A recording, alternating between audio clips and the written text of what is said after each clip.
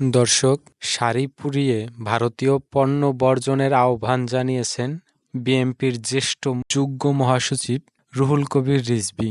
ঘটনাটা ঘটেছে বৃহস্পতিবার। প্রেস ক্লাবের সামনে একটা অনুষ্ঠান ছিল, যেখানে স্লোগান ছিল, দেশীয় পণ্য কিনে হও ধন্য। ব্যানারে ভারতীয় পণ্য বর্জন ও দেশীয় পণ্য ব্যবহারের উৎসাহিত করা একটা অনুষ্ঠান সেখানে আয়োজন করা হয়েছিল। তো ওই অনুষ্ঠানে রুহুল কবির রিজভী তিনি ভারতীয় শাড়ি রাস্তায় ফেলে দেওয়ার পরে তাতে বিএনপির নেতাকর্মীরা আগুন ধরিয়ে দেয়। তো ওই সময় রুহুল কবির রিজভী সাহেব কিছু কথা বলেছেন। তিনি বলেছেন যে আমরা ভারতীয় পণ্য বর্জন করব। আমাদের মা বোনেরা তারা আর ভারতীয় শাড়ি কিনবে না, ভারতীয় সাবান কিনবে না, তারা ভারতের টুথপেস্ট কিনবে না, তারা ভারতের কোনো কিছু কিনবে না। তো দর্শক, বেশ ভালো কথা। রুহুল কবির রিজভীর এই উদ্যোগটাকে আমরা সাধুবাদ জানাই। কিন্তু আমার কিছু প্রশ্ন আছে দর্শক। আমরা যে ভারতীয় সাবান কিনবো না, আমরা যে ভারতীয় পেস্ট কিনবো না, তারপরে হচ্ছে ভারতীয় শাড়ি কিনবো না, তো এতেই কি ভারত বর্জন হয়ে যাবে? তিনি কেন এটা বললেন না যে আমরা ভারতের থেকে চাল কিনবো না, আমরা ভারতের থেকে আলু কিনবো না, আমরা ভারত থেকে পেঁয়াজ কিনবো না? এগুলো কেন বললেন না? আমরা যখন ভারতকে বর্জনই করব, তখন তো সব দিক থেকে ভারতকে বর্জন করব। শুধু শাড়ি, টুথপেস্ট, সাবান এগুলা না কিনলেই ভারত বর্জন হয়ে যাবে? রুহুল কবির রিজভী সাহেব ঘোষণা দেখ যে ভারত থেকে আমরা কিছু কিনবো না, চাল, ডাল, পেঁয়াজ, আলু, মরিচ যা কিছুই লাগুক না কেন, আমরা কিছুই কিনবো না। সেটা কেন তিনি বলতেছেন না? ও, ওইখানে তো ঘটনা আছে, তাই না? দর্শক, আপনারা জানেন আমাদের দেশের কাঁচামালও কিন্তু আমরা ভারত থেকে নিয়ে আসি।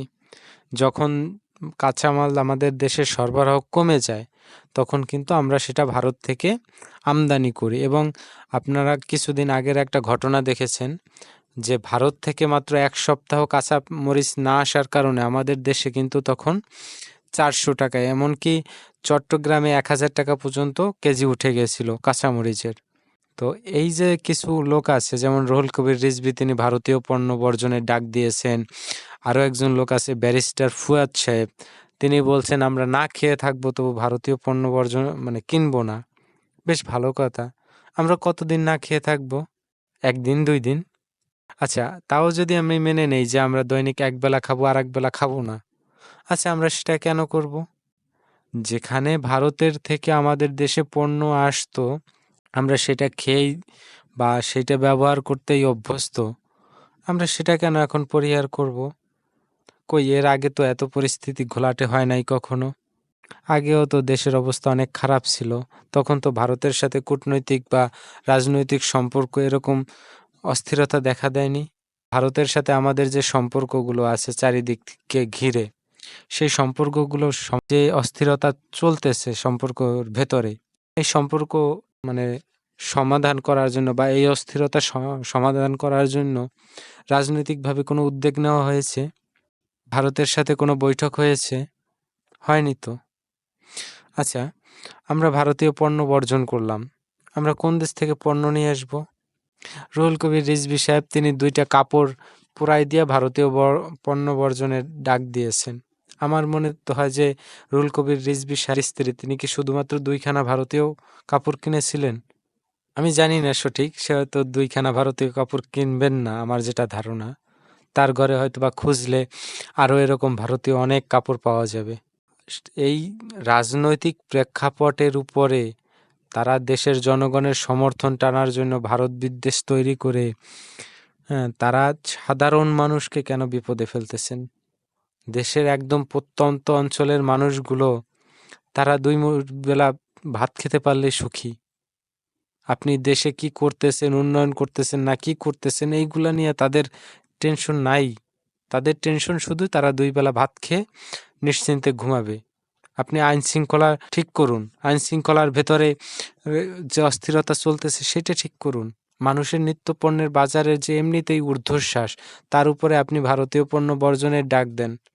আপনি ভারতের থেকে 10 টাকা দিয়ে কেজি কিনে আনতে পারেন যে জিনিসটা, সেটা আপনি মিশর থেকে 30 টাকা কেজিতে কিনে আনবেন আর সেটা জনগণের উপরে চাপাই দেবেন। এটা কি করে হতে পারে? এই রাজনৈতিক ব্যক্তিদের কয়েকজনের জন্য সাধারণ মানুষ, হাজার হাজার লাখ লাখ মানুষ যে সমস্যার সম্মুখীন হয়, একবার চিন্তা করুন তো। যে আমরা যদি ভারতীয় পণ্য না কিনি, মেনে নিলাম আমরা পাকিস্তানের থেকে পণ্য কিনবো, ঠিক আছে। পাকিস্তানের অবস্থাই তো দেউলিয়া। তাদের দেশে প্রচুর মূল্যস্ফীতি চলতেছে। 1 কেজি দুধ যদি কিনতে হয় 250 টাকা করে, 1 কেজি মুরগি কিনতে হয় 700 টাকা করে। তারা আবার কি পণ্য দেবে আমাদের? আচ্ছা, তাও মেনে নিলাম, আমরা তাদের কাছ থেকে পণ্য কিনে নিয়ে আসলাম। তাহলে আমরা যদি সেই পাকিস্তানের থেকে 15 টাকা দিয়ে কিনে নিয়ে আসি এবং সেটা যদি ক্যারিং খরচ হিসাব করে সেটা যদি আমাদের দেশে 40 টাকায় বিক্রি হয়, তাহলে কেজিতে আমরা কয় টাকা লস পড়তেছি? প্রতি কেজিতে যদি 10 টাকা খসে যায় প্রতি কেজিতে, তাহলে আপনি চিন্তা করেন তো দৈনিক বাংলাদেশের কত কোটি টাকা লস হবে? এই হিসাবটা তো কেউ করতেছেন না। সবাই শুধু ভারতীয় পণ্য বর্জন, ভারতের এটা ব্যবহার করব না, ওটা ব্যবহার করব না। সব ঠিক আছে, দেশে আগে উৎপাদন বাড়ান, আমরা আমাদের দেশের পণ্য কিনবো, আমরা আমাদের দেশের পণ্য খাবো, আমরা অন্য দেশের উপর নির্ভর করতে চাই না। কিন্তু তার জন্য মাঠ পর্যায়ে আগে কাজ করতে হবে। আর এই যে যারা ভারতীয় পণ্য বর্জন বর্জন বলে, এরা কিন্তু ঠিকই ভারতীয় পণ্য ব্যবহার করতে পারবে। নয়তো অন্য কোনো দেশ থেকে যদি কেজি 200 টাকা 500 টাকা হয়, পেঁয়াজের কেজি যদি 1000 টাকাও হয়, আলুর কেজি যদি 800 টাকাও হয়, তারা কিন্তু ঠিকই কিনে খেতে পারবে। কিন্তু তারা যে ভারতীয় পণ্য বর্জন করলো, এই বর্জন করার ফলে কত শত শত হাজার হাজার কোটি কোটি সাধারণ মানুষ যে অভুক্ত থেকে যাবে, সেই চিন্তা কিন্তু এই রাজনীতিবিদরা করতেছেন না। তাদের এই রাজনীতির খেলায় আমরা কেন না খেয়ে থাকব? দর্শক, আশা করি আমি আপনাদেরকে কিছু বুঝাতে পেরেছি। আপনারা আপনাদের মতামত অবশ্যই কমেন্ট বক্সে জানাবেন। সবাই ভালো থাকবেন, সাবধানে থাকবেন।